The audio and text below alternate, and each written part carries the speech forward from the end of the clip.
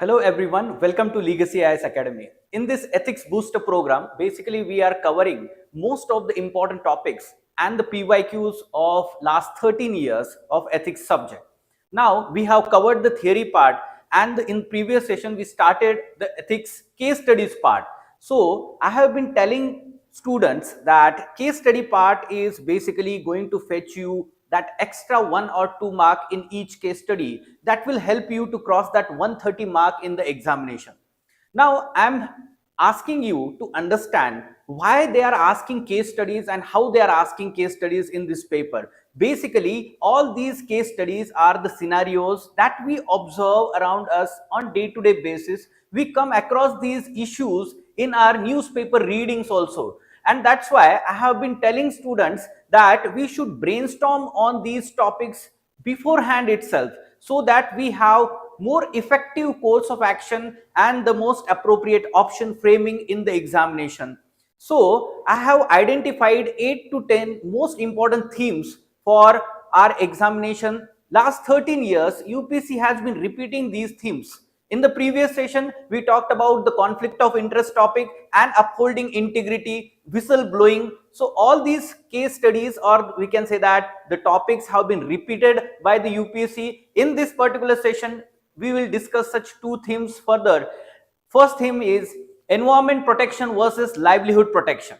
And second, the harassment of women at workplace. This is, we can say that even we come across this particular theme in our day-to-day life. If you have been working even in the private work or workplace, or we can say organization, you come across these situations even in the public offices, and that's why UPSC keeps on repeating this thing. As an administrator also, yes, you are going to face this particular, let's say, case. Why? Because one should understand India is a developing country and we have the developmental needs. And when we are addressing those developmental needs, somehow there will be impact on the environment. There will be deforestation. There will be some kind of environmental pollution. And because of this, it is going to impact the rights and the livelihood of people living in that area. Let's see the common scenarios or the topics that we can expect in the examination. Look at this. The common topics: forest conservation versus tribal livelihood or tribal rights. Now we see these kinds of news in the newspaper also, that some of the tribal people are being relocated out of tiger, we can say that tiger parks, or we can say that national parks, right? यहाँ पर आप देख सकते हैं tiger reserves or national parks. So they have been relocated outside these tiger reserves. Now we need to protect the wildlife also. On one hand, we have this mandate. At the same time, the tribal people who have been living in that area for centuries and their livelihood is dependent on that forest area. So how to balance these two? This is, we can say, the dilemma. Then wildlife protection versus farmers' crop loss. Yes, you may have come across this news, especially in Kerala, Karnataka.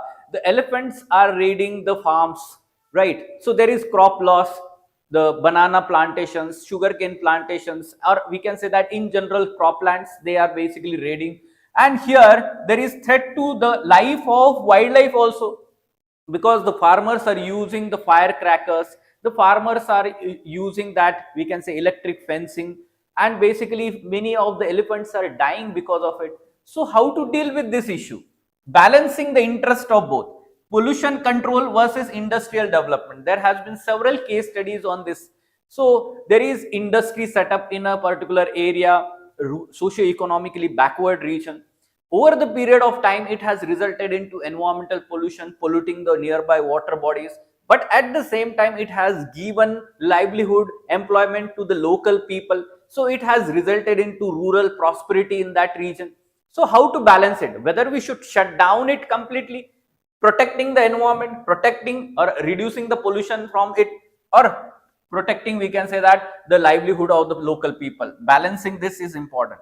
Climate action and developmental needs.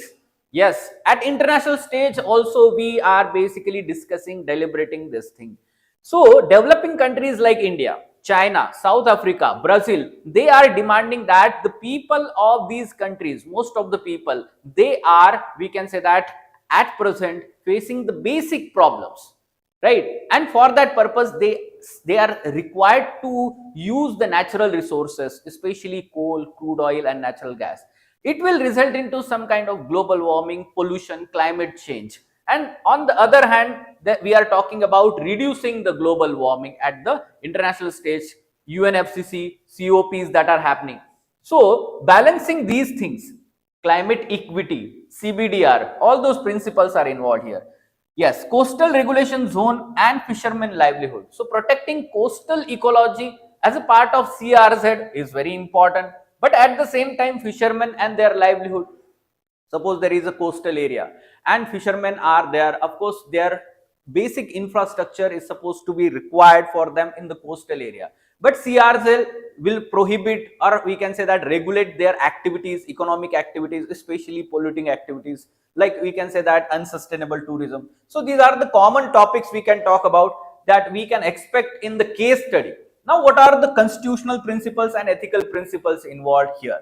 So first of all, we should understand that Article 21 of Indian Constitution talks about right to life, and that includes right to clean environment, right to clean environment, clean air, clean water. So we can say that this is fundamental right of the people, first thing. Second, we can talk about is DPSP, Directive Principles of State Policies. So here we can talk about is Article 48A of Indian Constitution. Here the government, the state is having the responsibility to protect nature, environment and wildlife, forest, and for that purpose it is taking several steps. We will talk about that further in the legal aspect. Then as a citizen, we have fundamental duty, right? Article 51A of Indian Constitution. So it will talk about the people should have compassion towards the wildlife. The people should try to protect the environment, nature. So these are some of the constitutional principles we can talk. Ethical principles. So what are the ethical principles involved here? So yes, in ethical principle, you should talk about like we should have compassion towards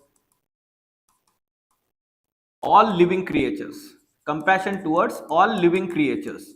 So most of the philosophers talk about this thing. Even the religious philosophy, we know that Hindu philosophy or Hindu religion also talks about this thing, having compassion towards all living creatures. Then we should talk about is sustainable development, right? Sustainable development. First of all, we can talk about it. This concept was given by Brundtland Commission in 1987. From there itself, the concept of environmental ethics evolved as a part of ethics discipline, applied ethics. Okay, so in this manner, we should talk like sustainable development. That means we should use all the resources that are available to us in a manner that does not affect the needs of future generation and their ability to use these resources. This is sustainable development, we can say. Okay, so this concept will come here. Then we can talk about is CBDR principle. So CBDR principle, common but differentiated responsibilities. Here, whenever we talk about climate change actions at international level, so this principle is very, very important here. Then we can talk about climate equity, climate justice. All these are ethical principles we are talking. Intergenerational equity, we can also talk about that as a part of sustainable development. Intergenerational equity. So that means we are, whatever the resources we are using at present, basically we are not inheriting them from the past generation. Rather, we are borrowing them from the future generation. This is basically intergenerational equity. That then only we can talk about that. Yes, the future generations will be able to use them wisely. Polluter pay principle. Yes. So this is also very important part of environmental law. Polluter pay principle. Right. Another important principle that we have is precautionary principle. Precautionary principle. Now we can see that polluter pay principle we have for two-wheelers, four-wheelers or those vehicles. What we have? Yes, pollution under control certificate, PUC certificate. If you don't have that, then there will be penalty, right? About 5,000, 10,000 rupees penalty is there. So Basically, what is it? Polluter pay principle. Yes, it is very important. If you are polluting industries, there is fine. There is CPCB and SPCB regulatory bodies. They are implementing all these rules and regulations and penalizing the polluting industries. So all these principles will be, we can say that, ethical principles, that your answer should have all these terminologies also. Then we can talk about is philosophical references. Yes, we can always give reference to Mahatma Gandhi, and here you can talk about the needs and greeds. That what Mahatma Gandhi will say, that there is everything on the earth for every person's need, but not even single person's greed. So this is the way Mahatma Gandhi will talk, need greed principle. So this is true.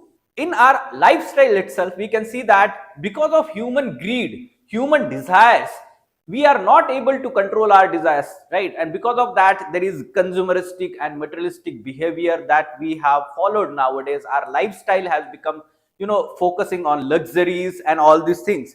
So because of that, what we are having, high amount of energy consumption. You can see that even if it is not required, we are keeping our ACs on, switched on. Even the electricity, wasteful use of electricity is there. Then wasteful use of water is there, wastage of food is there. So basically it is resulting into problem for our mother earth, mother nature. So we can talk like this. Then Amartya Sen, when he is talking about the capability approach, he is talking about, we can say that, expanding the capabilities of people by ensuring justice and sustainability. At the same time, he is talking about ensuring justice and sustainability. Okay, so sustainability concept is also important whenever we are talking about expanding freedom and capabilities, empowering the people. Aldo Leopold, so he is, we can say, the famous ecologist. He says that man is one component of nature. Okay, it is part of nature and not head of nature, we can say, or simply we can talk about is not master of ecological community. Human is a member of ecological community. This is the way even deep ecology will talk about this. We'll talk those key terms also. Deep ecology, okay, deep ecology and shallow ecology. Deep ecology, shallow ecology, or ecocentrism, we can say that.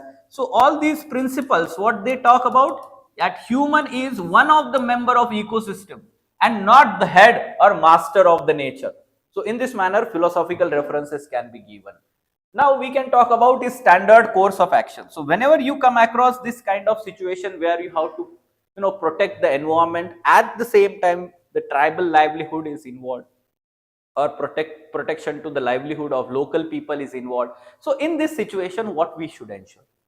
First, your actions should prevent irreversible damage. So suppose any infrastructure project is going to have the irreversible damage on the environment, irreversible damage to the biodiversity of that region, then we should be very cautious, okay, in our actions.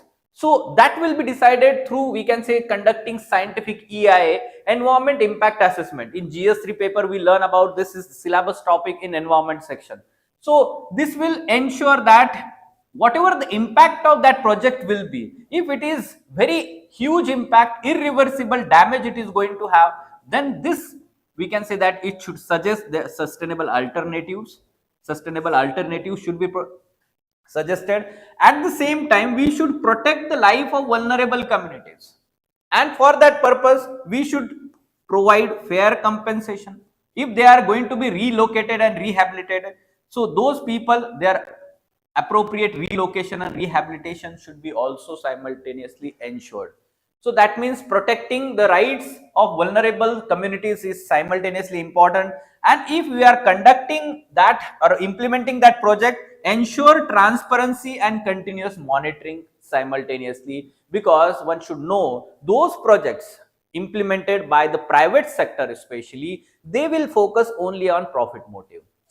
Whatever the provisions are there in EIA of that project, they should be implemented in letter and spirit, and that must be monitored continuously, and there should be transparency in implementation so that the local people, especially their rights and their livelihood, is impacted.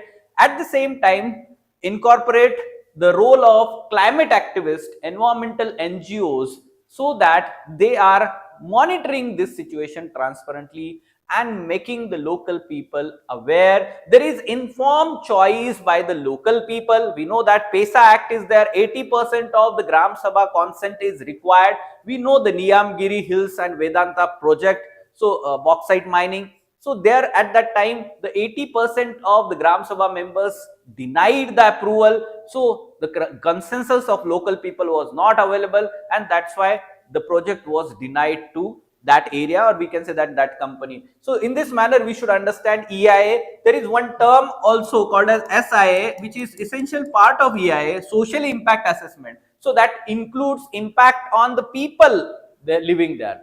Okay, it's not only the livelihood of the people there, it's also about how the environmental impact is going to affect their, we can say, overall health of these people. If it is resulting into pollution, then of course that will have the negative impact on the health of these people, and that's why we should understand SIA is also equally important, and that will provide the appropriate solution. So alternatives we should explore. If there are no sustainable alternatives available, then if we are implementing that project, other things should be ensured.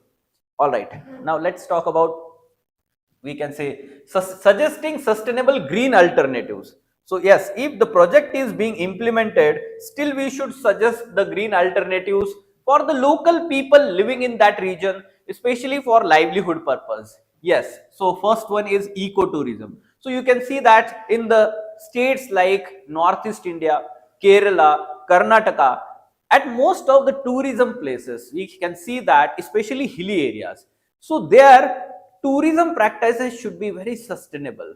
If it is unsustainable, there will be problems that we are witnessing nowadays, landslide. So Kerala, Karnataka, Uttarakhand, especially in Himalayas, Northeast India, we see that landslides have become common. Why? Because you can see that they have become a part of unsustainable tourism practices.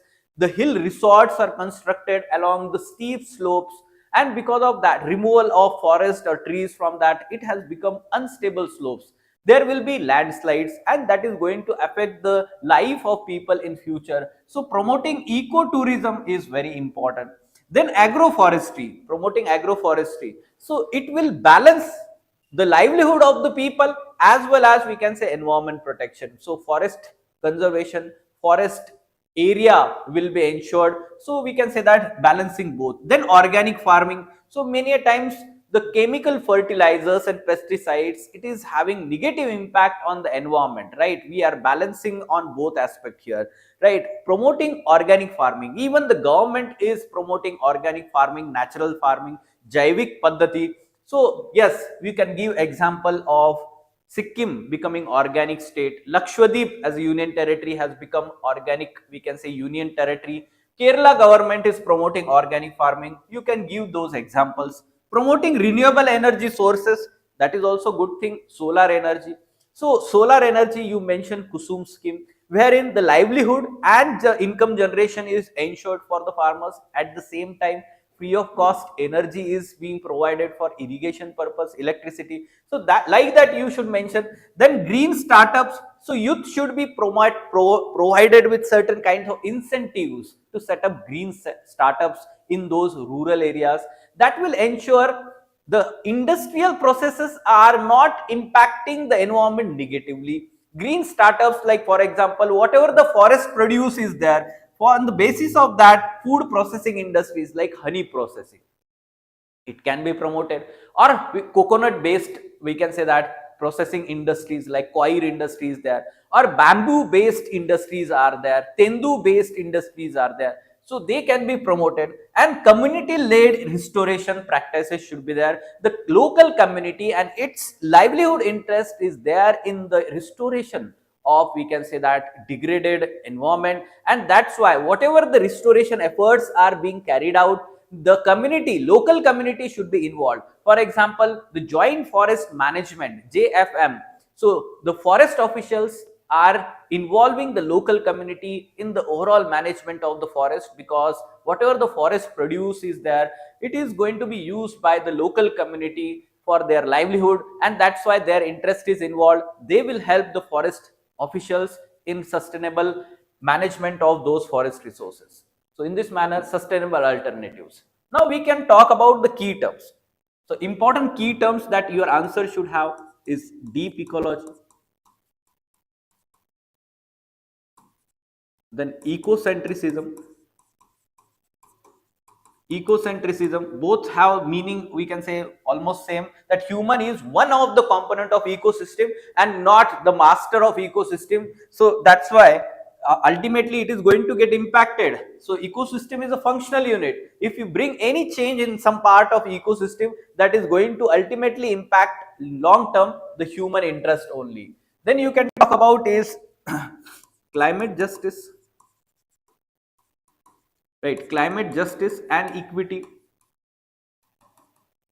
Then CBDR, common but differentiated responsibility. In key terms, further what you can mention, so many key terms are there: environmental justice, climate justice, inclusive development, right? Inclusive development, sustainable development.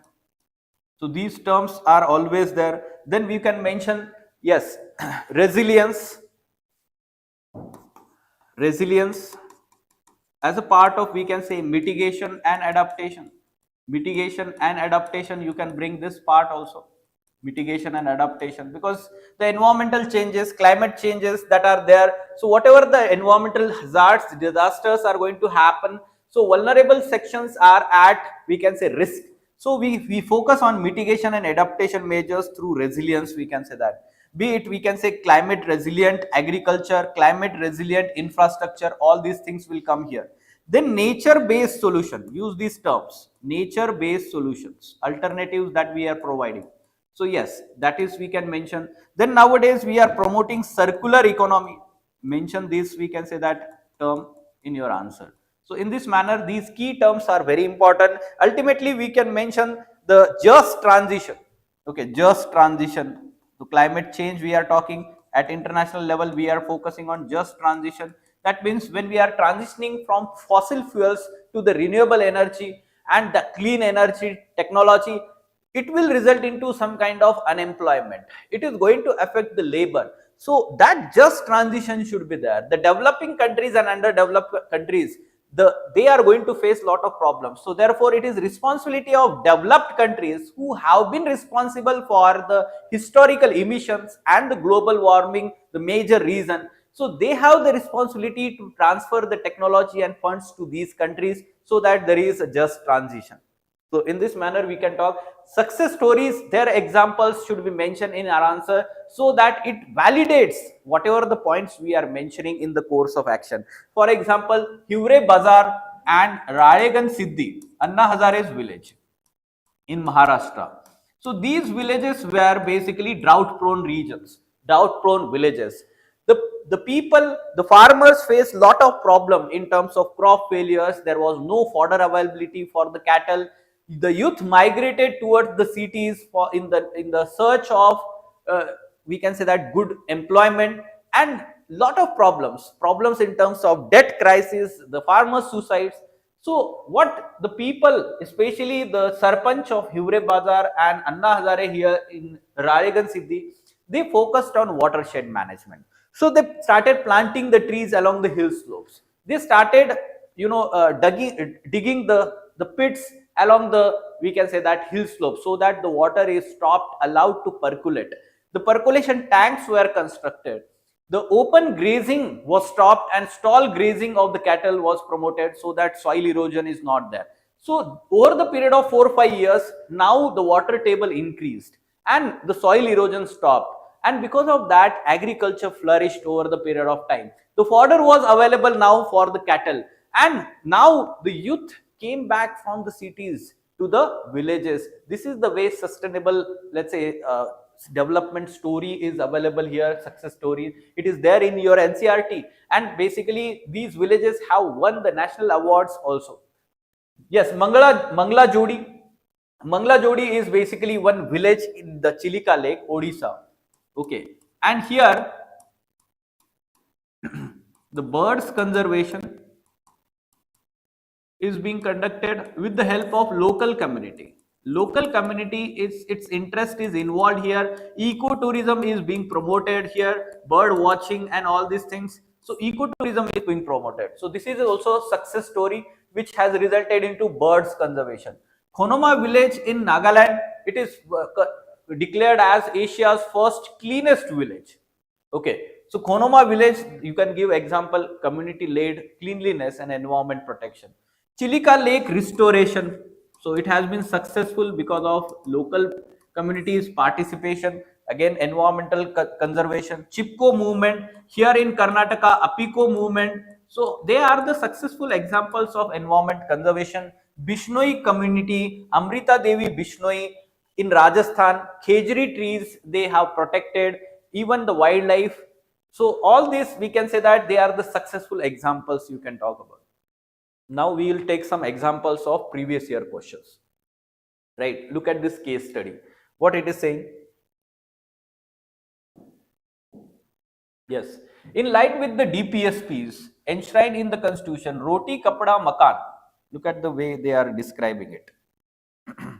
Roti kapda makan has been the constitutional obligation to ensure basic needs. Basically, it is going to talk about the livelihood protection. Okay, basic needs. So DPSPs for the underprivileged pursuing this mandate, it is also part of social justice, socio-economic justice that the government has to ensure. District administration proposed clearing portion of forest land to develop housing for homeless and economically weaker sections of the society. Okay, this is we can say that clearing the forest land. The proposed land, however, is ecologically sensitive zone, densely populated with old age trees, medicinal plants, vital biodiversity. At the same time, environment protection, biodiversity conservation. Besides this, forests help to regulate microclimate, rainfall, provide habitat for wildlife, prevent promote soil fertility, prevent soil erosion, sustain livelihood of tribal people. Look at this. Two aspects involved here. One, on one hand, we are providing the social justice, housing for all, homeless people. But on the other hand, the environment protection, wildlife protection, and the biodiversity conservation at the same time, the livelihood of tribal people is in conflict with this. This is the core dilemma here. In spite of ecological and social cost, the administration argues in favor of proposal by highlighting that very initiative addresses fundamental human rights as a critical welfare priority. Okay. Then besides it fulfills the government's duty to uplift the, so here we can say that welfare state concept is there. Right. The government, it is having the moral duty of protecting the weaker sections, providing them basic services. So in this manner, then have become unsafe due to wild animal threats and recurring human wildlife conflict. See, they are adding one more component here. Human wildlife conflict is also there. So there are different dimensions involved. So in introduction, you can mention the dimensions. One dimension, housing. Second dimension, ecologically sensitive biodiversity. Third dimension, livelihood of the tribal. Then fourth dimension is this one, conflict is there, human wildlife conflict. Lastly, clearing forest zone may help curb antisocial elements which are basically using these areas as hideous, thereby enhancing law and order problem. So we can say that fifth dimension, five dimensions involved. They are in conflict with each other. Okay, core dilemma I have explained you. So how to address this question? Can deforestation be ethically justified in pursuit of social welfare objectives like housing for homeless? Now this is in general question. Okay, not specifically related here. They are talking about whether it is justified pursuit of social welfare objectives like housing in the name of, we can say, clearing the forest. Deforestation is, we can say, that being done. So in this situation, one should take a stand. Proper stand is required. Don't be defensive while writing the answer. Okay, so taking clear stand is very important because they are asking can. Okay, so we have to take a clear stand in part A. Yes, we can talk about is, can deforestation be ethically justified? No. Okay, deforestation is not ethically justified. Try to understand here. Why we are talking like this? Because deforestation is resulting into lot of problems. It is going to impact the livelihood of tribal people also, not only the biodiversity loss, the microclimate and all these intangible benefits that we are getting from that forest. So deforestation, no, all these points you should mention here. Wildlife protection and let's say ecological services that are provided by the forest and all these things mentioned here.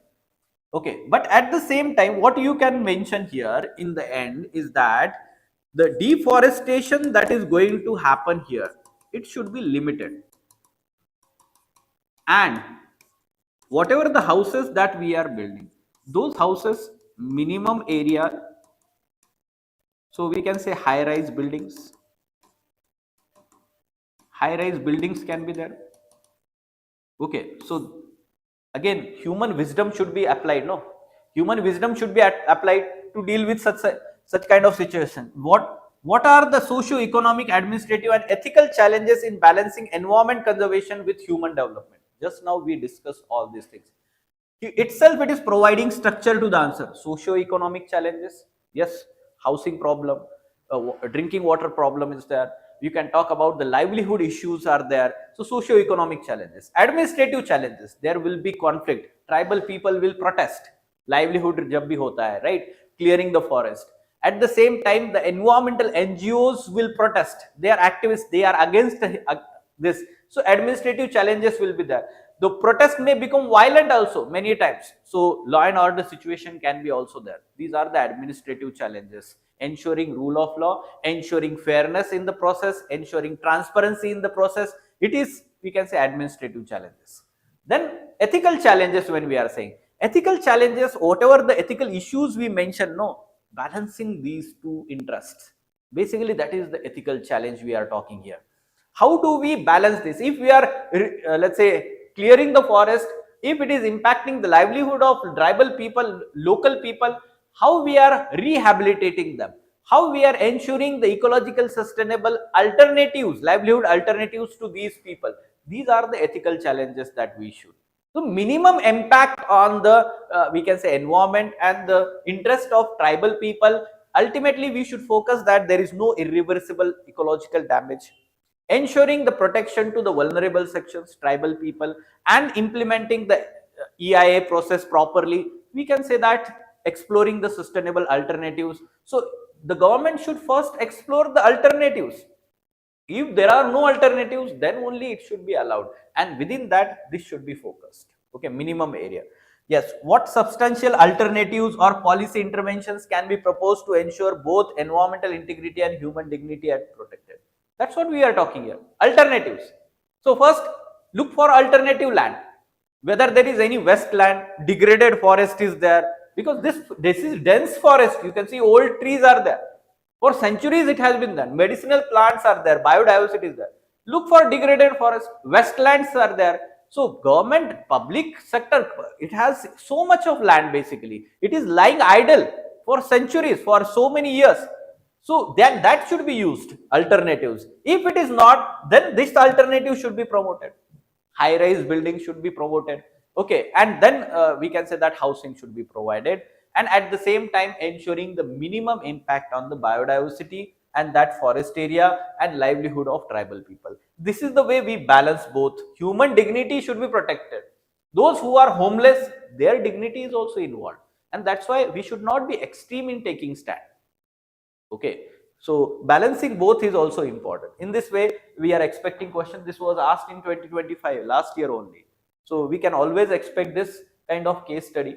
Then yes, Parmal, a small village, underdeveloped district, sorry, it is underdeveloped district, and over the period of time it has a rocky terrain, not suitable for agriculture, though some subsistence agriculture is done. Small plots. Okay, area receives inadequate rainfall, has irrigation and canal flowing through it. Umbria administrative center is medium sized town in it. It houses large district hospital, industrial training institute, some privately owned skill training center. It has all the facility of district headquarters. A trunk railway line passes approximately 50 kilometers from. See, all this is being described. Okay, and its poor connectivity is a major reason for absence of any major industry there. State government offers 10-year tax holiday incentive to the new industry. Now, in 2010, Anil Industrialist decided to take benefits to set up Umbria Plastic Works in Noora village, 20 kilometers from Umbria. Now, it has resulted into, we can say that, livelihood to the local people. Okay, lot of livelihood. And at the same time, the person is also good in terms of, we can say that, all employee would be paid regularly. Okay, he employed them to plant trees, improve the village habitat. It has also provided, we can say, women's self-help group subsidized primary education, CSR funds it has provided. It has done actually good thing. Okay, but it has also resulted into pollution. Okay, look at this. There was a minor fire incident in it was quickly extinguished as fire safety protocols were in place in the factory. Investigation revealed that factory had been using electricity in excess of its authorized capacity. This was soon rectified. Next year, due to nationwide lockdown, the requirement of the production fell 4 months, but he decided to pay salaries. See, all is good, but there is one small issue in this. Small issue is this: fire safety is not followed. Okay, fire safety norms are not followed, or we can say that there has been, we can say, fire and it has resulted into some problem. Now, in this situation, analyze the story of this and state the ethical issues involved. Do you consider APW as a role model for development of backward areas? One should understand here that by 2016, Noora could be boast a greener village and renowned. Anil liaised with the local MLA to increase the frequency of bus services to Arun. The government also opened the primary health care center, primary school in at Noora building. So he is working for the betterment. He belonged to that area and he is working for the betterment. Right? He is providing the employment to, and we can say, near to their homes. So migration is also not there. So everything is good apart from, we can say, except for this one, right? So ultimately what you have to understand is analyze, critically analyze here. So whenever we are critically analyzing, giving reasons is also important. So here we have to understand that all the, let's say, actions being taken by the Anil, he is focusing first on his own profit. You can see that he took the benefit, incentives of setting this. Okay, so because of that, it was able to make, we can say, profit, right? And then he focused on CSR activities, giving back to the society. So whenever such kind of, let's say, things are asked in the case study, we should understand the commerce without morality is a sin. But here we can talk about that most of the time he has been, or industry has been, ethical, and it has resulted into lot of, we can say, benefits to the local area. CSR funds are used. But second thing you should also understand, there is only one industry involved there. Somehow it is growing and it is becoming big. It is becoming powerful. Try to understand. The local people are now completely dependent for the livelihood and everything on that company. If suppose tomorrow the company is doing, or the owner of the company is doing any unethical act, like nexus with the local MLA, or we can say environmental pollution, flaunting the norm, all these things, that is going to create problem. If suppose there is untoward event happens and this industry plant is going to be shut down, suppose I am talking, then all the livelihood of the people is gone. And that's why government in this situation basically should promote other industries also in that area. Industrial development should be promoted. Other industries, incentives, they should be, there should be campaign, there should be promotion of other industries, and the competition should be there to APW. Competition will ensure that it is not doing anything wrong. Competition will ensure that whatever the products that it is producing, it is not costly, it is cost effective, right? Prices are, we can say that, not going high. So in this manner we should talk. So challenging case study tha. Why? Because everything is good. How do we criticize these reasons? And that's why we should be, discussing in this manner. You are appointed as officer heading the section of Environment Pollution Control Board to ensure compliances and follow. In that region, there were large number of small and medium industries which had been granted clearance. You learned that these industries provide employment to many migrant workers. See, the employment. Most of the industries unit have got the environment clearance certificate in their possession. The environment clearance seeks to curb industries and projects supposed hamper environment and living spaces in the region. But in practice, most of these units remain polluting units in several ways. As such, local people encounter persistent health problems. Look at the other dimensions. They have been polluting. The local people are facing health problems. It was confirmed that majority of the industries are violating environment compliance. Confirm ho chuka hai. Look at the term. It was confirmed. You issued notices to all industrial unit to apply fresh environmental clearance certificate from the competent authority. However, your action met with hostile response. All these come together and they deny, okay, or there is hostile response from section of industrial units. Vested interest are there, section of, let's say, local politicians are also involved. Then workers also become very hostile to you as they felt that your action would lead to closure of these units. Their unemployment will be there, livelihood is there. Many owners of the industries approach you with the plea that you should not initiate harsh action, as it would compel them to close the units, cause the huge financial loss, shortage of their products in the market, and livelihood impact. This would obviously suffering of laborers and consumers alike. The labor union also sent you the representation requesting against the closure. So in this situation, you also started receiving threats from unknown corners, right? Your life is also concerned, your life safety. You, however, received the support from some of your colleagues who advise you to act freely to ensure environmental compliance. Local NGOs are also coming to your support. They demand the closure of polluting units immediately. What are the options available? Critically examine them. What type of mechanism would you suggest to ensure environment compliance? What are the ethical dilemmas you face? So it is not asking most appropriate option. So here the focus should be on giving the options. Like here in this case, the options will be, some options should be like extreme option, closure of units, all units not having, we can say that, compliance, environmental compliance, right? Second thing, not taking any action, taking harsh action, we can say that. Third we can talk about is giving them just timeline for compliance, right? That we can be one of the option also, right? Then fourth, we can say that simply report to the higher authority and seek directives from them. So in this manner we can write the options. Simple. It is not asking you to give the most appropriate option, so don't worry, because you have to write the course of action here. What type of mechanism would you suggest? Now here, while suggesting the mechanism, you should be very careful in understanding that it is giving hostile response.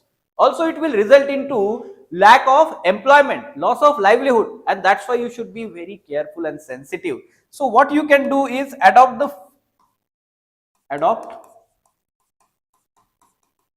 timeline, phased manner.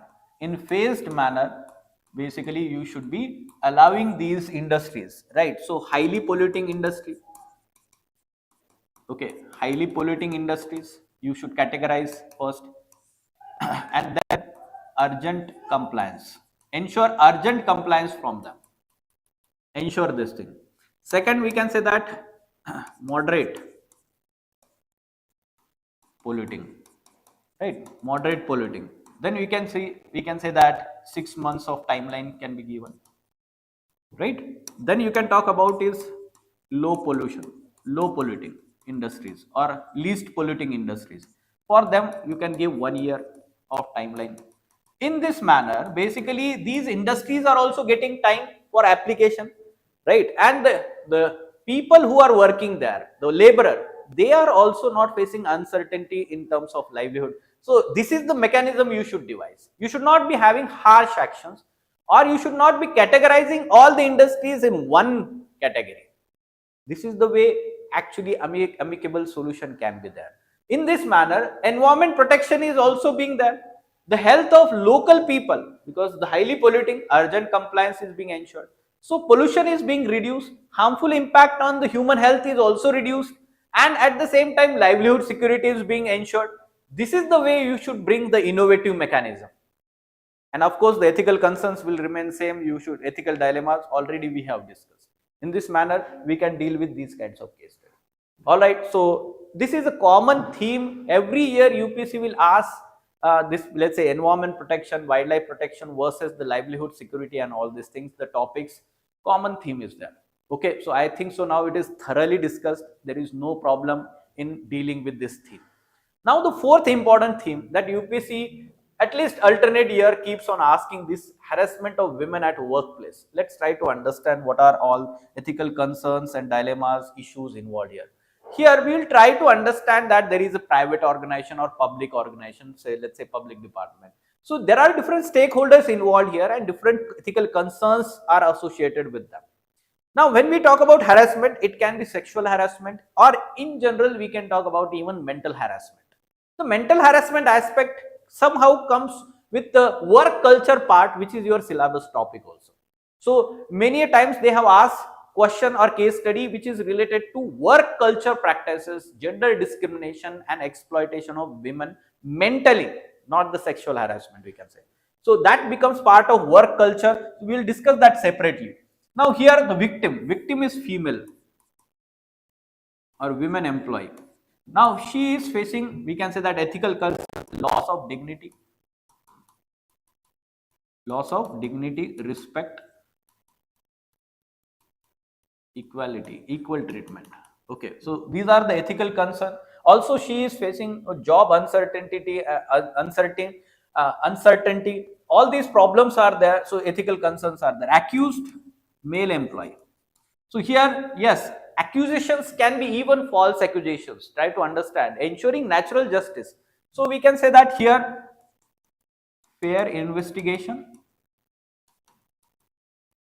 and we can say that natural justice should be ensured. His ethical concern will be this one, natural justice, proportionate actions, organization, the one organization which is involved here in which that harassment has happened. So here we can talk about is image of that organization is at stake, ethical concern is there. And we can say that the future growth of, we can say that that company is, and the people's image, their products, their services, they will not be having trust, people's trust, public trust, we can say that in that organization will be affected because of such instances. Other employees working in that organization, so they are concerned about their own safety. Okay, safety or safety at workplace. They are concerned about whether the justice will be given to victim,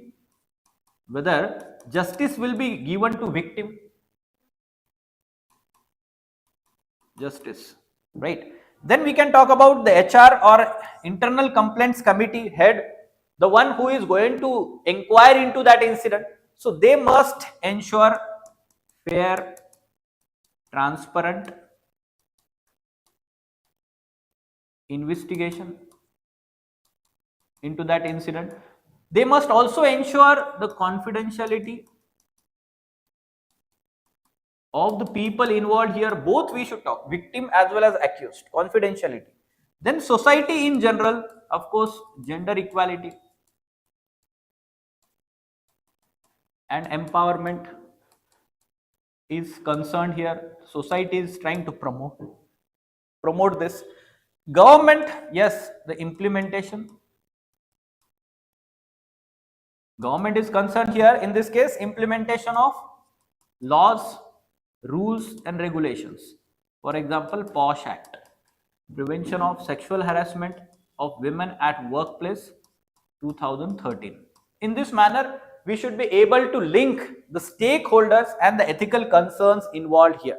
All right, now we can talk about is next ethical core dilemmas and ethical issues. Now we should understand the dilemmas faced by the decision maker as well as the women. So if the question is asked that if you are the person who is facing this harassment, then what are the core dilemmas you are facing? The dilemma is faced by the decision maker, the person. And if you are, let's say, the HR or the senior official to whom the victim is approaching and narrating this incident, so what are the dilemmas you are facing? Let's try to understand here. The core dilemma here that is faced by the women employees, first we can talk about is she is facing problems or dilemma related to protecting own dignity, respect, versus when she is going to report her career advancement, okay, may get affected. Okay, then we can talk about is whether to report or not is also major dilemma, to report or not, because she is concerned about her own career also, job also, which is being threatened by the senior official. Then we can talk about is whether to report within organization or outside it, or to police, whether to have complaint within organization or have police complaint. So these are the common core dilemmas that are, we can say, that faced by the women employees or victims. Now what are the ethical issues? Basically, the core ethical issues that we should discuss in this situation, here we should understand that there is violation of dignity of women employee. Okay, she is lost her dignity, respect, that you should mention whenever there is such kind of sexual harassment kind of then we can say that gender discrimination, so there is lack of equality, discrimination. Then we can say that the male employee who is doing such kind of harassment shows weak character of the person. Then as an organization, safety at workplace, which is ethical issue. Okay, safety at workplace. Then we can talk about is fair and transparent inquiry, ensuring justice to the victim. So all these are, we can say, that major ethical issues in this case, okay, or in this particular theme. So you mention these on a priority basis, you should understand. Then we can talk about constitutional dimensions and legal dimensions. Yes, we can always expect or write these in your introduction part. This can be simply introduction whenever we are, facing these kinds of case study. So constitutional dimensions, yes, those who are online, yes, you can write down in the comment box. Right, you can mention in the comment box, right? Constitutional dimensions. So what are the constitutional dimensions? Article 21, very important component of, we can say, dignity, right to life with dignity, right to life with dignity. You can mention here Olga Tellis, Supreme Court in 1985, Olga Tellis judgment. Dignity is core aspect of right to life, Article 21. Then you can talk about is Article 14 of the Indian Constitution, right to equality. Right to equality is there. Then you can talk about is in terms of discrimination, Article 14, Article 19, freedom to practice any profession, where we can say that freedom of profession is going affected, right? So right to, then even we can say that Article 21, right to safe workplace, right to safe work environment, this has been also considered as part of, we can say, Article 21, right? So these are constitutional dimensions. Then you can talk about some of the DPSPs, directive principles of state policies ensuring social justice, social and economic justice aspect, we can say that, especially related to equal pay for equal work, right? All these are part of DPSPs, right? Safe working environment, legal aid, free legal aid, all these are, we can say, that DPSPs. Legal aspect, let's talk about legal aspect. One will be, of course, POSH Act is there, Prevention of sexual harassment at workplace of women. ठीक है, so sorry, 2013, 2013 will be there. Then you should talk about Supreme Court judgment which has given Vishakha guidelines. Which has given Vishakha guidelines. They will talk about what, let's say, the organization should do when there is case of sexual harassment of women at workplace. So it will talk about, let's say, all those internal complaints committee and the regular procedure that let's say that should be followed within the organization. Then we can talk about is relevant provisions of IPC, or now we have Bharatiya Nyaya Sanhita. Relevant provisions of Bharatiya Nyaya Sanhita, criminal aspects whenever they are involved. Now, what are the options available with the women victim here? Yes, she has option of stay silent or resign from the job and seek other job. Right, but this is not going to provide her justice. Try to understand, it is not most appropriate option. She will always feel some kind of, let's say, injustice has been done to her. It will have mental trauma that she will carry for long period of time. Any person, I'm telling you, any person who feels that his or her dignity has been lost, the person lose hope to live. And that is most problematic aspect. People even go to the extreme stages of doing suicides. That is the problem we can solve, right? So stay silent or resign or seek other job, there is option, but it is not most appropriate. Then we can say that informally warn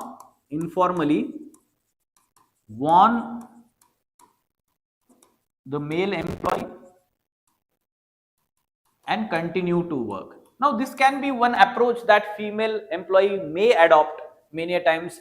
Why? To have the complaint, and it will affect both, let's say, mental peace also, and the other person's career will be affected. The person can be thinking like this.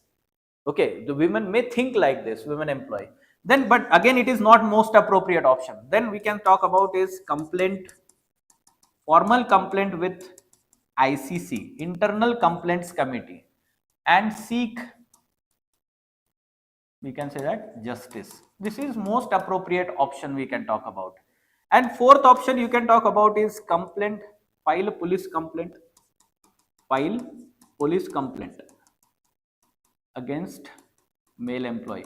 So this is, we can say that, extreme option. Again, it is not most appropriate unless and until you feel that the organization is not ensuring justice to you.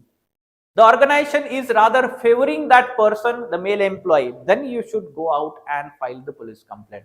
In this manner, the appropriate options that are available, most appropriate is seek within organization, because organization is there, the mechanism is there under POSH Act, Vishaka guidelines, and of course the organization's image is also important here. Organization is ready to take actions. Try to understand, the organization will not favor such kind of employee that tarnishes the image of that organization and the future prospects of growth of that organization. That's why the organization is always concerned about its employees. It is sensitive to such kind of incidents. Try to understand. Okay. Then as a HR and CEO, what is the course of action available? Now this is very important aspect. So if suppose the woman employee is coming to you as an HR, as a head of CR, let's say that committee, internal complaints committee, or a CEO if you are there. So what actions you will take? So first of all, the immediate actions that you should ensure is, we can say that first of all, counsel the woman employee about options available to her. Okay, about options available to her, that she should, file the formal complaint, ensure her immediate safety. Ensure her immediate safety. So here what we can do, HR or CEO can transfer the other person to any other department or ask him to go on leave till the inquiry is being conducted. Okay, so ask her to file formal complaint with ICC. Formal complaint with internal complaints committee, ICC. This is important.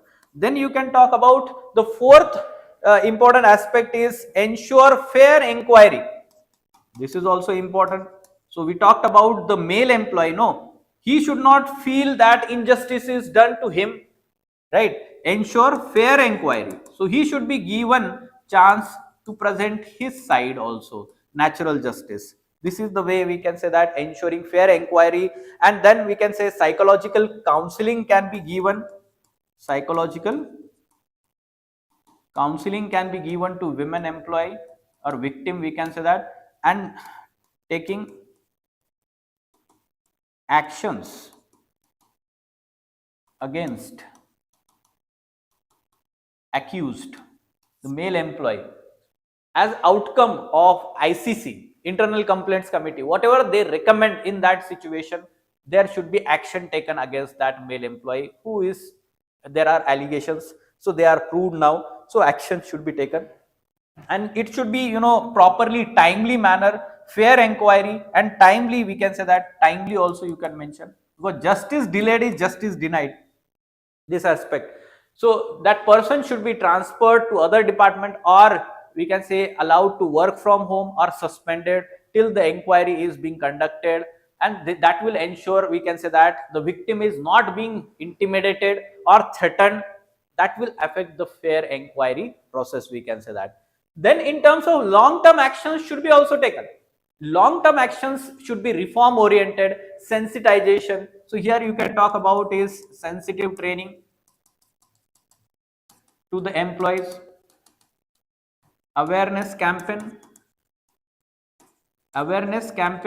within the organization about especially what constitutes gender discrimination, what constitutes harassment under the law, and there should be, we can say that, promotion of certain, let's say, awareness campaigns, awareness program related to POSH Act.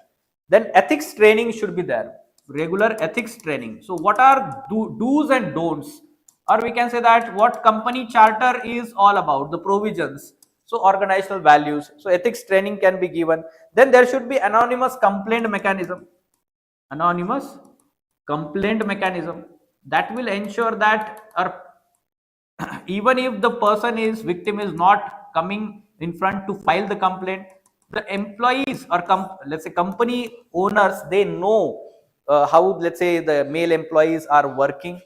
Periodic workplace audit, okay, periodic workplace audit should be conducted regular, right? So that will ensure, and it will, let's say, we know the peer review is there, annual review when it is conducted, it's not only the senior gives the review, it is the peer reviews. So they will also provide about a particular person, their conduct, what has been there, if there has been harassing or something like that, gender discrimination, then they will mention in that review. This is basically periodic review, we can talk about audits, right? And women representation in the leadership, that will ensure there, we can say that view, and the women will be always promoted to come out, and we can say that seek redress, seek justice when women representation is there at leadership level.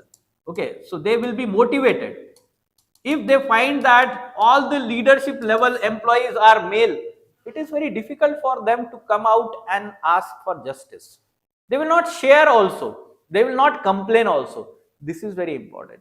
And zero tolerance policy, that company should have zero tolerance policy, no nonsense approach towards such kind of incidents. So in this manner, we can talk about that, right? Of course, the companies have CCTV cameras for safe work environment, and all those, let's say, anonymous complaint box are there, but they should be implemented if it is not there, right? Then you can talk about is philosophy. So yes, what kind of philosophy? The Kant, yes, Immanuel Kant will say that human should not be used as means to achieve ends, right? So harassment or these kinds of things are, you can say, the female is being used as a means to achieve certain ends. Mahatma Gandhi will say that, there is a very famous quote by Mahatma Gandhi, that the measure of the society or true measure of any society can be found in how it treats its most vulnerable section. So women are also vulnerable sections of our society. Yes, that's why it is important. Dr. B.R. Ambedkar also talks about same thing, that the true measure of the society is reflected in how its women are empowered, how much its women are empowered. Then commerce without morality is a sin, Mahatma Gandhi will say like this. So yes, you can talk like this, Mahatma Gandhi's contribution in the philosophical aspect, right? And then one case study we'll discuss here. That case study is talking about an apparel manufacturing company. Okay, private organization is there. Look at this, right? Private manufacturing company. Now it is saying that large number of women employees are there, right? Large number of women employees are there, and these women employees, you can see that the company has hired a reputed marketing executive, increase the volume of sales within short period of time. So he is, we can say, talented, right? Intelligent is there, skilled is there, is skilled person, and it is resulting into, we can say, that profits to company. However, some unconfirmed reports came up regarding his indulgence in sexual harassment at workplace.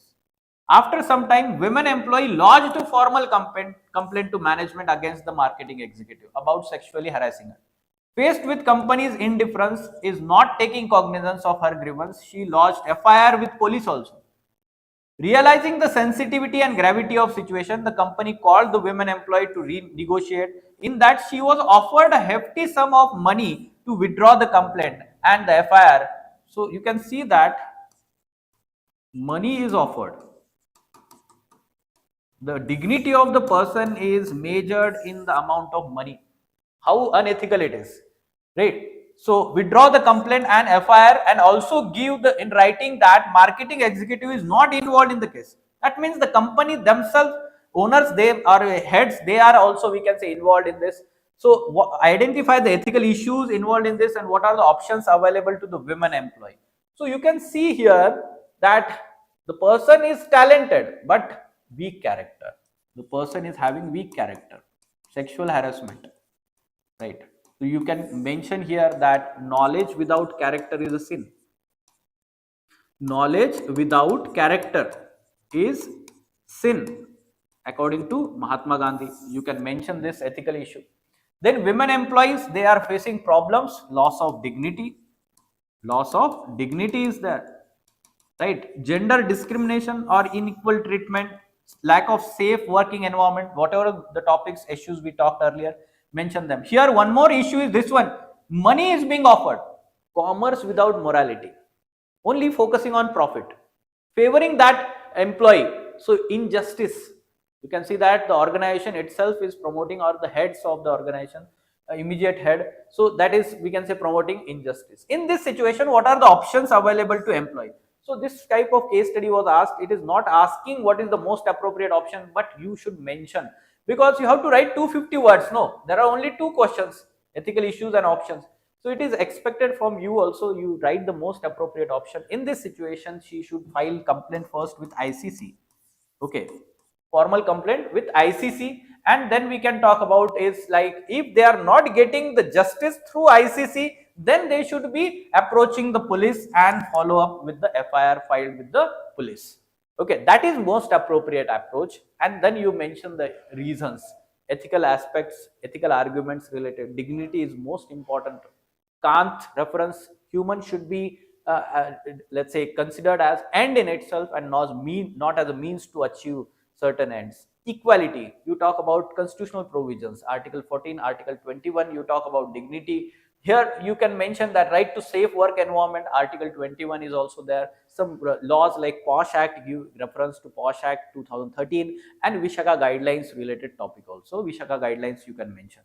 Okay, so in this manner you should deal with such kind of case studies. So suppose in future also such kind of case studies are asked, they will repeat, they will mention the public department. Okay, and you are the head, what you will do. We talked about the standard model framework for course of action in this scenario.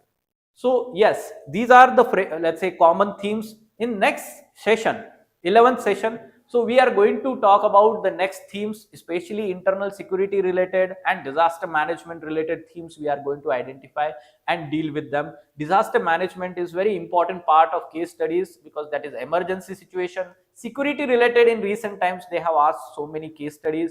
So what things we have to keep in focus, what are the ethical issues and dilemmas, what philosophical references we can give. So these we are going to deal with in the next session. So if you like this session, yes, of course it is we can say expected from you to subscribe to this channel, share with this with your friends also, and also keep following these sessions. After 12 sessions your ethics will be completed. You can see how in a simplified manner we are trying to provide all these, let's say, previous year questions also and addressing them, so that in next time you are having everything ready. See, I am providing the PDF of this document in the comment box of this video. You can download it from there. So every video in the comment box will have the short notes. That is going to be your revision material.